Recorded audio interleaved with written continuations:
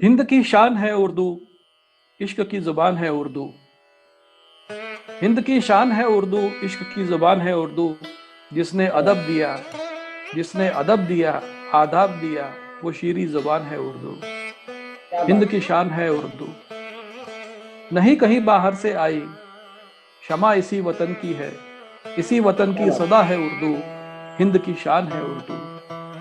क्या दिल बात को दिल से जोड़े, दिल को जी दिल से जोड़े, इंसान को बेहतर बनाए, शीरी सा।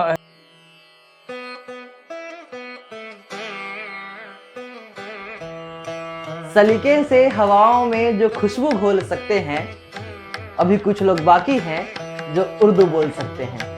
नमस्ते, मैं हूं केशव झा और भाषा है तो हम हैं के प्रकरण 2 में एपिसोड 2 में मैं आप सभी का हार्दिक स्वागत करता हूं। इस प्रकरण में हम सबसे तहजीब वाली भाषा और सबसे मीठी भाषा कही जाने वाली उर्दू भाषा के बारे में बात करेंगे।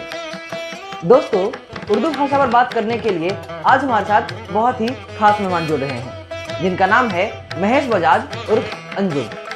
महेश बजाज जी महाप्रबंधक रह चुके हैं सेंट्रल बैंक ऑफ इंडिया के पटना शाखा में। इसके साथ साथ वो एक बहुत बड़े प्रख्यात कवि और लेखक भी हैं। उनकी बहुत सारी जो कविताएं हैं, जो किताब है, वो छप चुकी है। उन्होंने उर्दू में डिप्लोमा किया है उर्दू यूपी उर्दू एकेडमी से। उन्होंने बहुत सारी किताबों का संपादन किया है, बहुत सारी किताबों का लेखन किया है। उनकी जो पहली पुस्तक थी माई एक्सपेरिमेंट्स विद मैनेजमेंट, वो 2000 में सन 2000 में आई थी। उसके बाद ये कड़ी आगे बढ़ा और दस्तक कामिनी जैसी जो पुस्तकें हैं उनका उन्होंने संपादन और लेखन किया। बहुत भाषाओं में उनकी पकड़ बहुत अच्छी है। उर्दू, हिंदी, ब्रजभाषा, खड़ी बोली, भोजपुरी, मराठी, पंजाबी, अवधी, मगधी, इतनी ना जाने कितनी भाषा पर उनकी पकड़ बहुत अच्छी है और खासकर उर्दू पर। इसलिए आज हम उनसे बातचीत करने वाले हैं। उनको बिहार हिंदी साहित्य द्वारा महाकवि आरसी प्रसाद सिंह जी के जो सम्मान होता है, उस सम्मान से भी उन्हें नवाजित किया जा चुका है, उन्हें सम्मानित किया जा चुका है। तो हमारे लिए बहुत गर्व की बात है, हमारे लिए बहुत गर्वान्वित करने वाला क्षण है कि आज हम उनका इंटरव्यू लेंगे, आज हम उनका साक्षात्कार करेंगे। तो स्वागत करते हैं महेश बजाज उर्फ अंजुम जी का। दोस्तों, जैसा कि मैंने कहा था, हमारे साथ महेश बजाज अंजुम जी जुड़ चुके हैं, तो स्वागत करते हैं उनका। नमस्ते सर, स्वागत है आपका हमारे चैनल पे। जी नमस्कार। सर, हम जो सवालों की कड़ी है वो शुरू करते हैं हम बिना किसी देरी के। तो मेरा जो पहला सवाल होगा उर्दू भाषा को लेकर के, तो यही होगा कि उर्दू भाषा का जन्म कैसे हुआ और इसका विकास किस प्रकार हुआ। जी केशव जी, बहुत अच्छा आपने ये शुरुआत की है भारतीय भाषाओं के बारे में। इसके लिए मैं आपको पहले साधुवाद देना चाहूँगा। और जहाँ तक उर्दू के जन्म की बात है, मैं पहले आपको स्पष्ट कर दूं कि भारत में हमारे एक लोगों को काफ़ी गलतफहमी है कि ये भाषा बाहर से आई है। पहले मैं स्पष्ट कर दूं कि भाषा हमारी भारतीय भाषा है और इसका जन्म भी भारत में ही हुआ है। मुगल काल में लश्कर जिसे बोलते थे, लश्कर यानी आर्मी, उसमें विभिन्न संस्कृतियों के लोग, विभिन्न देशों के लोग, विभिन्न भाषाओं के लोग उसमें जुड़े थे। तो उनके बीच में आपस में कैसे संवाद हो, कैसे संप्रेषण हो, उसके लिए एक कॉमन भाषा का विकास होना आवश्यकता हो गई। तो जैसे आप जानते हैं कि आवश्यकता आविष्कार की जननी होती है, तो उसी के फलस्वरूप एक उर्दू भाषा का जन्म हुआ। ये एक ऐसी भाषा थी जो एक को दूसरे से जोड़ने का काम कर रही थी। सभी समुदाय के लोग इसमें अरबी, फारसी बोलने वाले, लोकल हिंदी भाषा के जो जो डिफरेंट डायलेक्ट्स हैं, उसमें उत्तर भारत में बोली जाने वाली भाषाएं, दक्षिण भारत में बोली जाने वाली भाषाएं, सभी भाषाओं का समावेश हुआ और उसके फलस्वरूप एक भाषा निकलकर सामने आई जिसको कि उर्दू का नाम दिया गया। और इसका अगर आप ओरिजिन देखें तो इसका ओरिजिन दक्कन से हुआ है। दक्कन जिस वक्त हैदराबाद, जिसमें कि नवाब कुली कुतुब शाह का शासन था, तो गोलकोंडा में उनकी राजधानी थी, तो गोलकोंडा से इसका ओरिजिन माना जाता है। और उस समय में एक बड़े मशहूर शायर हुए हैं वली दखनी, उन्होंने इसके प्रचार प्रसार में बहुत महत्वपूर्ण भूमिका अदा की। वली दखनी के 3 नाम हैं, वली दखनी, वली अहमदाबादी और वली औरंगाबादी। तो इस प्रकार से उर्दू का अगर आप ओरिजिन समझें तो ओरिजिन दक्षिण भारत से हुआ और उसके बाद वो मुगल बादशाह, आखिरी मुगल बादशाह बहादुर शाह जफर के दरबार में दिल्ली में उसको सम्मान मिला। और तत्कालीन जो फारसी और अरबी के विद्वान शायर लोग थे, मुख्यतः फारसी में शायरी उन दिनों होती थी और उर्दू को दूसरे दर्जे की जुबान समझा जाता था। जो अच्छे शायर थे जैसे कि दाग, जोक, मीर, ये सब लोग उर्दू में शायरी नहीं करते थे, लेकिन गालिब ने उर्दू को पूरा सम्मान दिया और उस वक्त बहादुर शाह जफर की क़यादत में उर्दू का काफ़ी प्रचार प्रसार हुआ। इस प्रकार से उर्दू फिर धीरे धीरे दिल्ली से बढ़कर लखनऊ और भारत के अन्य हिस्सों में फैलती चली गई। जी बिल्कुल ठीक कहा आपने सर। एक और निजी प्रश्न है इसमें आपसे। इसमें हम आपको और भी बता दें कि उर्दू के प्रचार प्रसार में अमीर खुसरो का भी नाम अविस्मरणीय है। उनका जिक्र किए बिना उर्दू का जिक्र पूरा नहीं होता है। उन्होंने हिंदी भाषा को, ब्रज भाषा को, खड़ी बोली को और अरबी फारसी के शब्दों को मिलाकर जो एक जुबान बनाई और विभिन्न विभिन्न प्रकार के उन्होंने गीत, छंद, गजल, सब कव्वाली सब लिखा उन्होंने। तो वो एक उर्दू को उन्होंने एक नया रूप दिया और जन साधारण तक उसको पहुंचने में मदद की। तो उनका भी उनका जो योगदान रहा वो अविस्मरणीय है, अतुलनीय है। मैं तो ये कहूंगा अतुलनीय है। जैसे कि अपने अमीर खुसरो जी का नाम लिया, अमीर खुसरो जी को या माना जाता है कि उन्होंने खड़ी बोली में जो पहली कविता है उन्होंने लिखी थी। आपसे प्रश्न, एक निजी प्रश्न पूछना चाहूंगा सर कि आप उर्दू से मुखातिब कब और कैसे हुए? किस प्रकार आपका रुझान उर्दू की ओर बढ़ा? जी, बहुत अच्छा प्रश्न किया आपने केशव जी। दरअसल उर्दू हमारे घर में बोली जाने वाली जुबान थी। हमारे जो पेरेंट्स, वो लोग तत्कालीन जो अभी जिसको पाकिस्तान मानते हैं, विभाजन के समय इधर माइग्रेट हुए, तो उनके हमारे घर में जो पत्राचार होता था, हमारे घर में बोली जाने वाली भाषा थी, उसमें मुख्य रूप से उर्दू ही का प्रयोग होता था।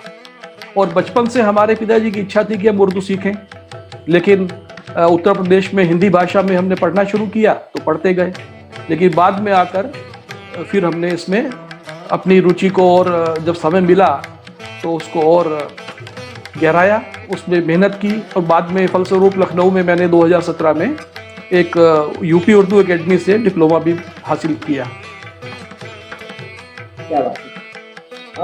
सर अगला प्रश्न मेरा यह होगा कि आज के युग में आप उर्दू को और उर्दू साहित्य को कहाँ देखते हैं?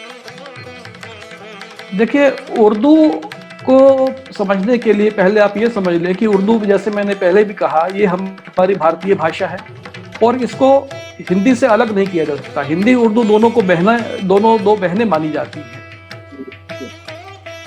और अगर आप उत्तर भारत की भाषाएं देखें, उत्तर प्रदेश की भाषा देखें, दिल्ली की भाषा देखें, तो आपको कहीं ऐसा मौका नहीं मिलता कि आप कह सके कि ये शब्द हिंदी का है या ये भाषा हिंदी है, ये भाषा उर्दू है। तो उर्दू और हिंदी दोनों बहनें हैं और दोनों एक दूसरे को आगे बढ़ने में मदद करती हैं। तो इस प्रकार से उसको अलग देखना उचित नहीं होगा। और जिस प्रकार से हिंदी का प्रचार प्रसार हो रहा है, उसी प्रकार से उर्दू का भी साथ साथ स्वयं ही होता चला जाता है। आप देखिए कि बॉलीवुड में कोई भी फिल्म उर्दू के गाने के बिना सफल नहीं होती। जब तक उसमें गजल ना हो, फिल्म पॉपुलर नहीं होती है। कोई एडवर्टाइजमेंट आपको करना है तो उसमें आपको उर्दू के जुमले, जैसे आप देखिए दाग अच्छे हैं, रिन के लिए दाग अच्छे। अब दाग और अच्छे दोनों ही आप कहिए कि ये उर्दू है कि हिंदी है, तो यही हिंदी है। इसको हिंदी और उर्दू में डिवाइड करना, मैं इसके खिलाफ हूँ। हम जो भाषा आप और हम बोल रहे हैं, ये हिंदी भी है, ये उर्दू भी है। ये हमारी मिली जुली संस्कृति है, गंगा जमनी तहजीब है। उर्दू एक जुबान नहीं है, उर्दू एक पूरी तहजीब है, अपने आप में एक मुकम्मल तहजीब है। और इसको अलग करके हम भारत की कल्पना भी नहीं कर सकते। जी, भारतीय भाषाओं की जब हम बात करेंगे तो उर्दू के बिना भारतीय भाषाओं का जिक्र मुकम्मल हो ही नहीं सकता।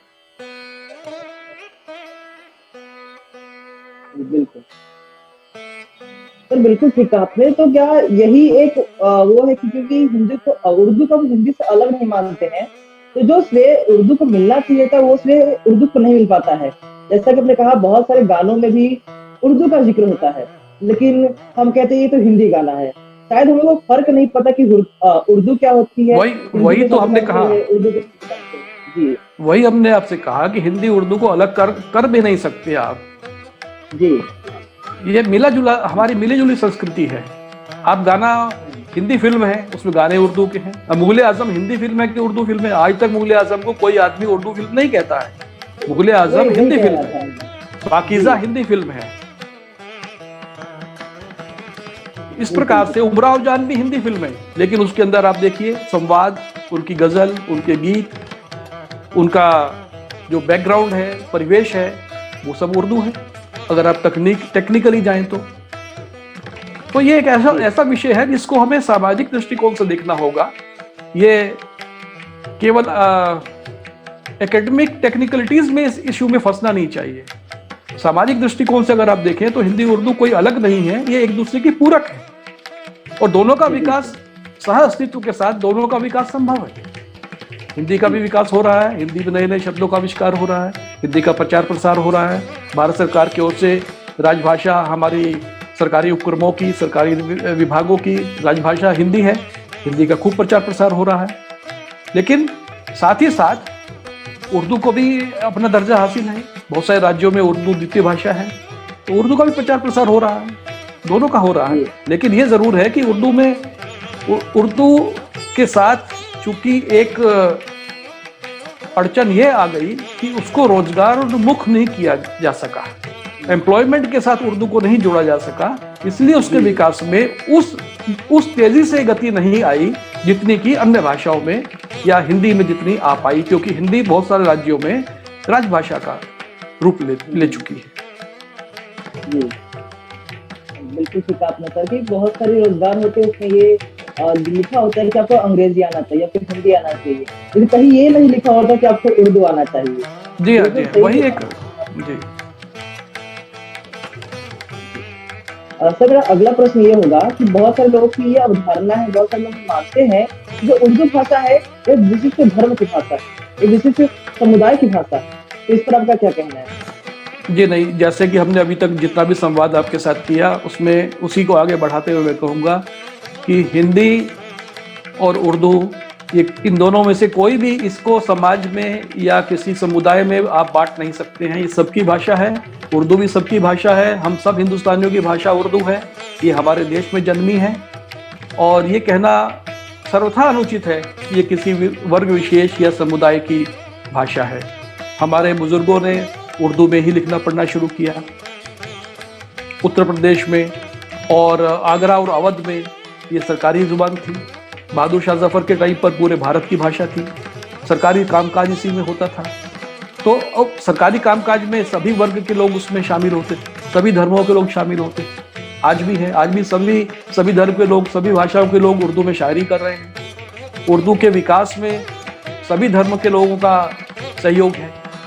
तो ऐसा कहना, मैं इससे सहमत नहीं हूँ। अगर यदि कोई ऐसा कहता है तो ये सर्वथा अनुचित है। जी, बिल्कुल बिल्कुल उचित कहा आपने कि भाषा किसी एक धर्म, किसी एक समुदाय की नहीं होती, भाषा सबकी होती है। जी जी। मेरा अगला प्रश्न होगा कि जिस प्रकार एक विशाल बरगद होता है वो बहुत बड़ा हो जाता है खुद को, लेकिन उसके नीचे जो होते हैं बहुत सारे छोटे छोटे पौधे होते हैं जिनका विकास नहीं हो पाता। जी तो उर्दू के मामले में क्या हिंदी, ये हम कह सकते हैं ऐसा कि हिंदी और अंग्रेजी वो विशाल बरगद है जिसके नीचे उर्दू जैसे पौधे का विकास उतना अच्छे से नहीं हो पाया है, क्या ये कहना उचित होगा?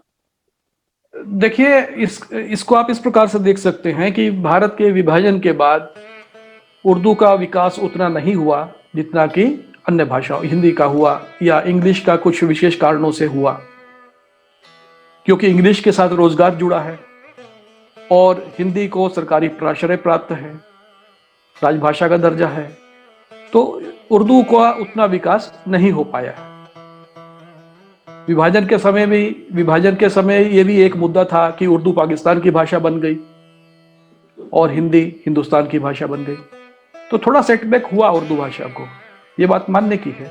लेकिन फिर भी आज जो आज हम समाज में देखते हैं, युवा वर्ग को बड़े स्तर पर आप देखेंगे कि उनको उर्दू में रुचि बढ़ रही है। अभी लॉकडाउन के समय में हमारे देश में वेबिनार्स और जूम मीटिंग के माध्यम से हम लोगों ने कवि सम्मेलन देखते थे, कवि सम्मेलन किए भी हैं हम लोगों ने, तो उसमें हमने जो युवाओं का रुचि देखा इसमें उर्दू के प्रति, उर्दू जुबान के प्रति और उनका शायरी के प्रति, वो देखने लायक है। फिर से उनमें, अभी मैं आपको ये जानकारी दे दूं कि पुणे यूनिवर्सिटी ने अभी इसी साल से उर्दू में डिप्लोमा शुरू किया है इसी क्या बात। इसी साल से, जिसके लिए कि अभी एडमिशन हो रहे हैं। तो ये इस बात को दर्शाता है कि अभी भी उर्दू की कितनी प्रासंगिकता है और कितना उसमें लोगों का रुझान है, रुचि है। नहीं तो पुणे यूनिवर्सिटी को SPPU जिससे बोलते हैं, सावित्री फुले पुणे यूनिवर्सिटी, उन्होंने ये डिप्लोमा अभी शुरू किया है तो इसीलिए किया है कि डिमांड है उसका, लोग जानना चाहते हैं। और उर्दू एक, जैसे मैंने पहले भी कहा, ये अपने में एक मुकम्मल तहजीब है। ये आपको बहुत कुछ सिखाता है। आप केवल उर्दू सीख लें तो आपको बहुत सारी सॉफ्ट स्किल्स की ट्रेनिंग की आवश्यकता नहीं रहेगी। मैं मैनेजमेंट में रहा हूँ और जैसे आप जानते हैं मेरी background corporate central bank of India में रहने के कारण एक उच्च पद पर, स्टाफ को सॉफ्ट स्किल की ट्रेनिंग्स के लिए हम लोग कितना खर्च करते हैं। लेकिन अगर आप देखें, अगर हम उनको उर्दू जुबानी सिखा दें तो मैं समझता हूं कि उनको सॉफ्ट स्किल्स की ट्रेनिंग लेने की आवश्यकता नहीं रहेगी। जी बिल्कुल।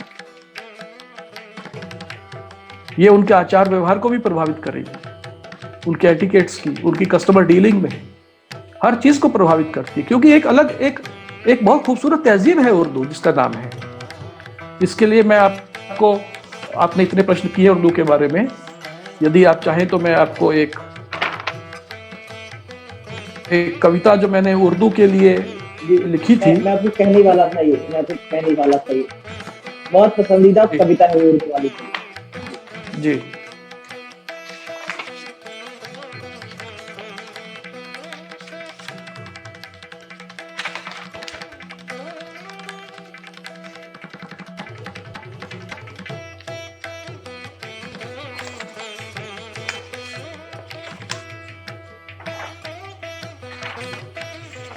आपने जितने प्रश्न किए उस सब का इसमें उत्तर आपको मिल जाएगा एक कविता के रूप में। इश्क की ज़बां, इस कविता का शीर्षक है इश्क की ज़बां। हिंद की शान है उर्दू, इश्क की ज़बान है उर्दू। हिंद की शान है उर्दू, इश्क की ज़बान है उर्दू। जिसने अदब दिया आदाब दिया, वो शीरी ज़बान है उर्दू। हिंद की शान है उर्दू, नहीं कहीं बाहर से आई, क्षमा इसी वतन की है, इसी वतन की सदा है उर्दू। हिंद की शान है उर्दू। दिल को दिल से जोड़े, इंसान को बेहतर बनाए, शीरी सा एहसास दिलाए, वो खूबसूरत ज़बां है उर्दू। हिंद की शान है उर्दू। क्या बात है। कौमी इत्तेहाद की ज़ुबान है उर्दू, कौमी इत्तेहाद की ज़ुबान है उर्दू। हर खास व आम की ज़ुबान है उर्दू। हिंद की शान है उर्दू। इनकलाब की ज़ुबान है उर्दू। आप देखें जंग आज़ादी में, स्वतंत्रता की लड़ाई में उर्दू प्रेस का और उर्दू ज़ुबान का बहुत महत्व रहा है। इनकलाब जिंदाबाद ये उर्दू का नारा है। सारे जहां से अच्छा हिंदुस्तान हमारा, इसको भी आप उर्दू में ही गिन सकते हैं। उर्दू ही है। जंग आज़ादी की जान है उर्दू, इनकलाब की ज़ुबान है उर्दू। फिरंगी टिक न पाए जिसके आगे, वो बुलंद ज़ुबान है उर्दू। क्या बात। हिंद की शान है उर्दू, हिंद की शान है उर्दू। खुसरो को निजाम से मिलाए, खुसरो को निजाम से, लैला को मजनू से मिलाए, माशूक को आशिक से मिलाए, वो तिलस्मी ज़ुबान है उर्दू।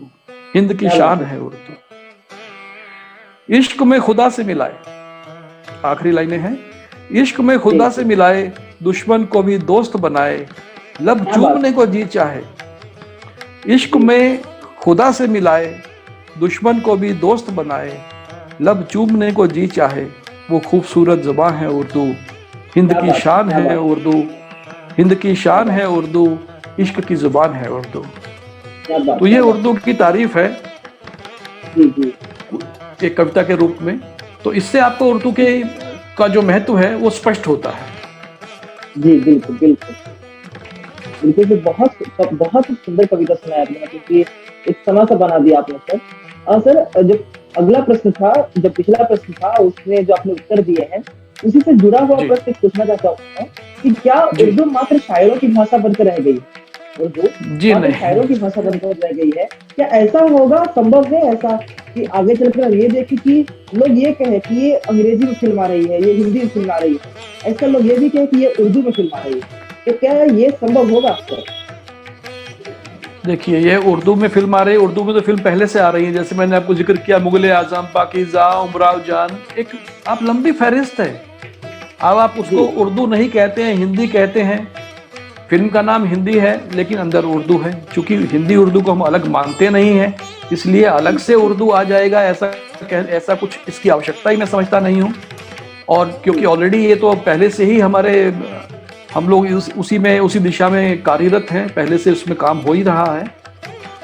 और जहाँ तक इसके प्रचार प्रसार की बात है,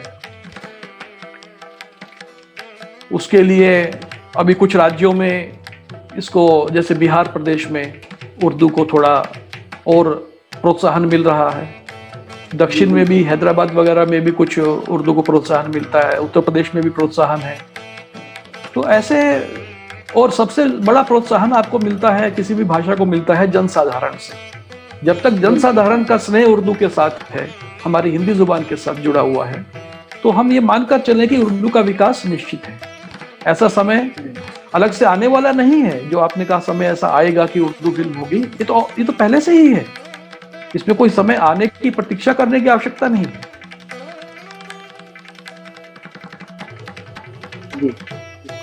और मैं आपको इसमें और बता दूं, आपने जैसे उर्दू के बात कही कि केवल शायरों की भाषा है, ऐसा नहीं है।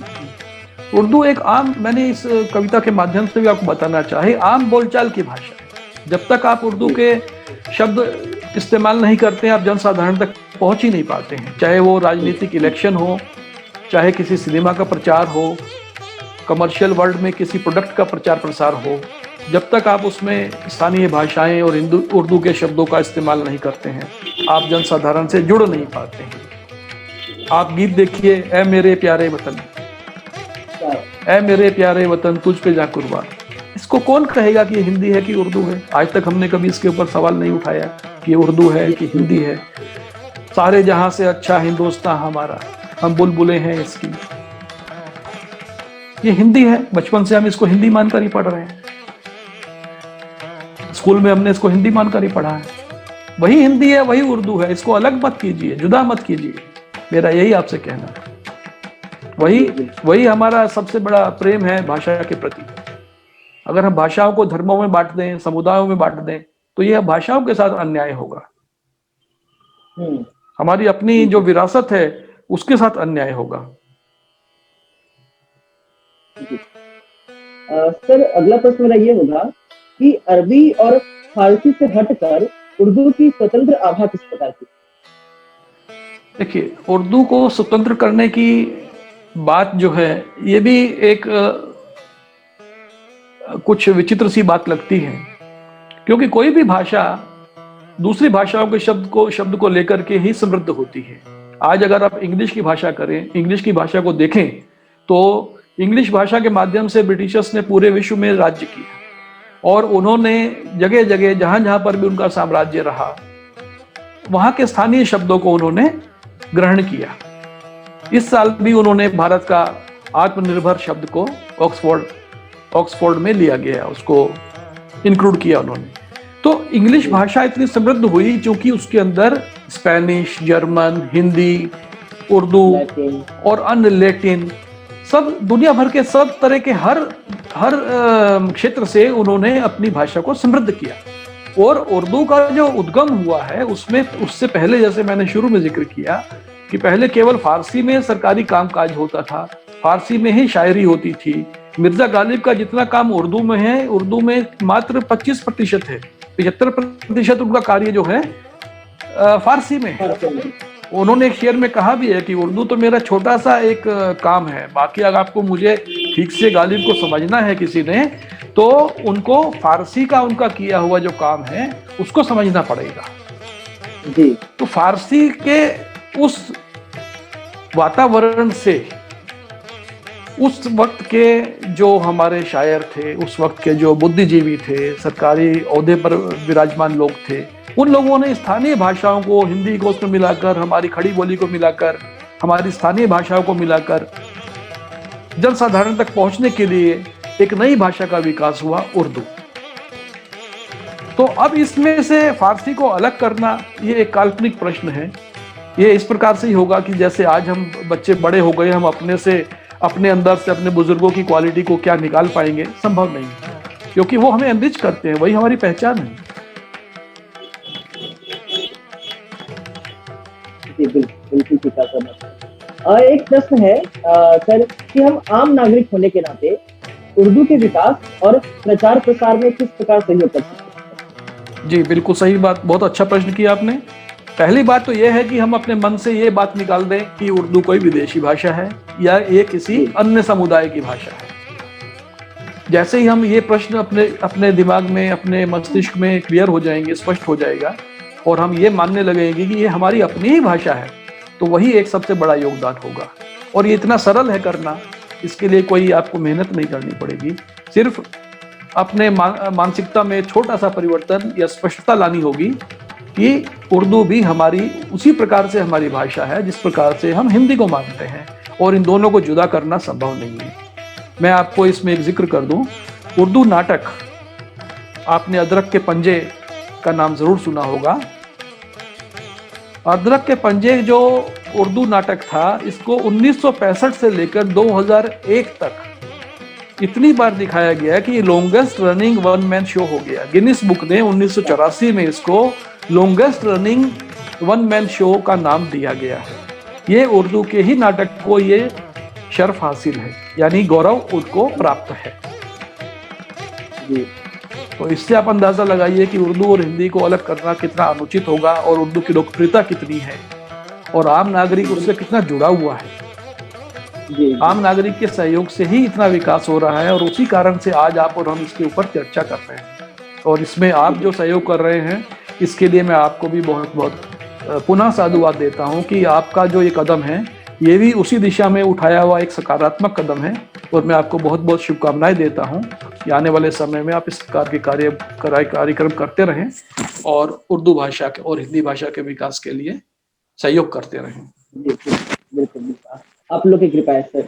सर आपने जैसा कहा सर कि जो उर्दू भाषा सुनने में कितनी अच्छी लगती है, मतलब शब्दों को देखिए इतने अच्छे शब्द, मतलब सुनने में एक मिठाई जैसी, कानों में किसने मिठाई डाल दी अच्छा लगता है उर्दू के शब्दों को जब सुने तो। सर आपने हिंदी और उर्दू, जैसा कि आपने कहा दोनों बहनें हैं, और अपने दोनों बहनें में अर्थात हिंदी उर्दू दोनों में बहुत सारे काम किए, बहुत अपनी किताबें लिखी हैं, पुस्तकें लिखी हैं, उसके बारे में जरा कुछ बताइए हम। जी केशव जी, अभी मैंने एक उपन्यास 2020 में पब्लिश हुआ है मेरा, सफर के नाम से। आप इसको पढ़ेंगे तो आपको मालूम पड़ेगा कि इसमें जो भाषा है वो हिंदी उर्दू मिक्स ही है, और इसी वजह से काफी पाठकों ने उसको सराहा भी है, क्योंकि वो उससे जुड़ा हुआ समझते हैं, अपने को जुड़ा हुआ पाते हैं। इसके अतिरिक्त मेरा एक ये काव्य संग्रह कामिनी भी पब्लिश हुआ है पिछले साल में, 2020 में ही हुआ है। दोनों पुस्तकें एक साथ ही पब्लिश हुई हैं। इसमें 52 कविताएं हैं, और जो कि विभिन्न विषयों पर हैं, 3 खंडों में है, और 3 खंडों में 52 कविताएं हैं। 52 का आप प्रश्न, 52 का अगर रहस्य जानना चाहेंगे तो साल में 52 सप्ताह होते हैं, और साल में 52 सप्ताह के अतिरिक्त ताश में भी 52 पत्ते होते हैं, और हर पत्ता एक यूनिक होता है, अपने आप में संपूर्ण होता है और यूनिक होता है। उसी प्रकार से इसकी जो कविताएं हैं, हमने ये माना है कि एक एक कविता अपने में यूनिक है, और 52 कविताएं जोड़कर ताश के 52 पत्तों की तरह, साल के 52 हफ्तों की तरह ये एक पुस्तक का एक काव्य संग्रह पुस्तक के रूप में पब्लिश हुआ है। इसके पहले 2018 में मेरी एक पुस्तक पब्लिश हुई थी दस्तक के नाम से, जिसके 2 एडिशन आ चुके हैं, और काफ़ी लोगों ने इसको सराहा है। इसके अतिरिक्त समय समय पर लेखन कार्य इंग्लिश में भी होता रहता है। कि इंग्लिश में एक मैनेजमेंट बुक बहुत साल पहले मैंने पब्लिश की थी मैनेजमेंट के ऊपर, माई एक्सपेरिमेंट्स विद मैनेजमेंट। लेकिन इधर हाल में मैंने ये 3 पुस्तकें मेरी 2018 में, और 2 पुस्तकें, एक पुस्तक 2018 में और 2 पुस्तक 2020 में पब्लिश हुई हैं। एक और काव्य संकलन के लिए काम, और सफर का दूसरा अंक के लिए भी काम चल रहा है। देखिए, ईश्वर की कृपा होगी तो शीघ्र उनको भी प्रकाशित होने का अवसर मिलेगा। ये साल मिलता है या अगले साल मिलता है, समय ही बताएगी। शुभकामनाएं सर, शुभकामनाएं। जैसा कि आपने कहा था मतलब कि एक वाक्य जो है कि जहाँ न पहुंचे रवि वहां पहुंचे कवि, कामनी के बारे में कहना चाहूंगी किस तरह से बावन को जोड़ा है, बहुत सुंदर जोड़ा है आपने। बहुत बहुत धन्यवाद आपका हमारे साथ जुड़ने के लिए महेश बजाज अंजुम जी।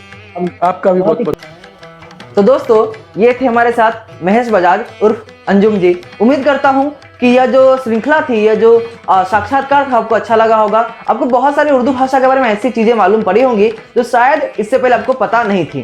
तो उम्मीद करता हूं आपको अच्छा लगा होगा ये। अगर अच्छा लगा हो तो पता ही आपको क्या करना है, चैनल को सब्सक्राइब कर दीजिए, वीडियो को लाइक कर दीजिए और शेयर कर दीजिएगा। और एक बात आप लोगों से खास कहना चाहूंगा मैं कि अगला जो वीडियो है, अगला जो प्रकरण है वो किस भाषा पर बने ये हमें कमेंट करके जरूर बताएं। हम उसी भाषा पे बनाने की कोशिश करेंगे। तब तक के लिए धन्यवाद। अब मिलेंगे अगले एपिसोड में। धन्यवाद। आप हमारे साथ जुड़े। धन्यवाद।